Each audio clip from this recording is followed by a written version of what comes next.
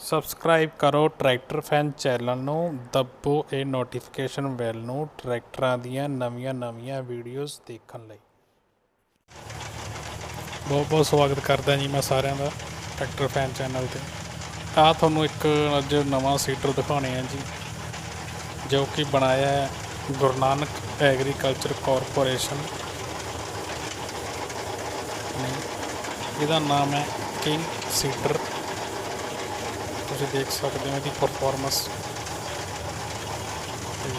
ਇਹਦੇ ਮੂਹਰੇ ਬਲੇਡ ਲਾ ਕੇ ਜੀ, ਤਵੀ ਟਾਈਪ ਮੂਹਰੇ ਬਲੇਡ ਲਾ ਕੇ ਬਣਾਇਆ ਗਿਆ ਹੈਗਾ। ਇਹਨਾਂ ਦਾ ਜਿਹੜਾ ਐਡਰੈਸ ਹੈ ਜੀ, ਮੁਦਕੀ ਰੋਡ, ਬਾਘਾ ਪੁਰਾਣਾ, ਜ਼ਿਲ੍ਹਾ ਮੋਗਾ।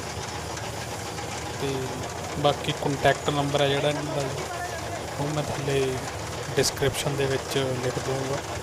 ਕਿਸੇ ਨੇ ਵੀ ਕਾਲ ਕਰਨਾ ਹੋਵੇ ਤੁਸੀਂ ਇਹਨਾਂ ਨੂੰ ਕਾਲ ਕਰਕੇ ਹੋਰ ਵੀ ਕੁਝ ਪੁੱਛ ਸਕਦੇ ਹੋ ਇਹਦੇ ਬਾਰੇ।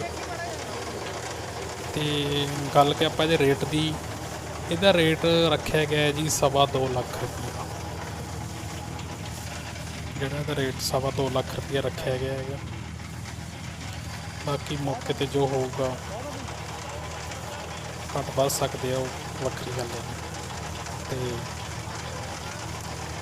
ਸੰਪਰਕ ਕਰੋ ਤੁਸੀਂ ਇਹਨਾਂ ਨਾਲ। ਇਹਦਾ ਜੇ ਆਪਾਂ ਹੁਣ ਸਾਈ ਦਿੰਦੇ ਹਾਂ ਜੀ, ਔਡਰ 'ਤੇ ਬਣੂਗਾ।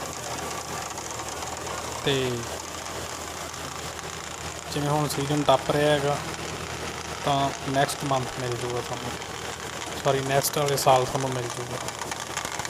ਵੀਡੀਓ ਚੰਗੀ ਲੱਗੀ ਤਾਂ ਲਾਈਕ ਕਰਿਓ, ਸ਼ੇਅਰ ਕਰਿਓ, ਅਤੇ ਚੈਨਲ ਨੂੰ ਜ਼ਰੂਰ ਸਬਸਕ੍ਰਾਈਬ ਕਰਿਓ ਜੀ।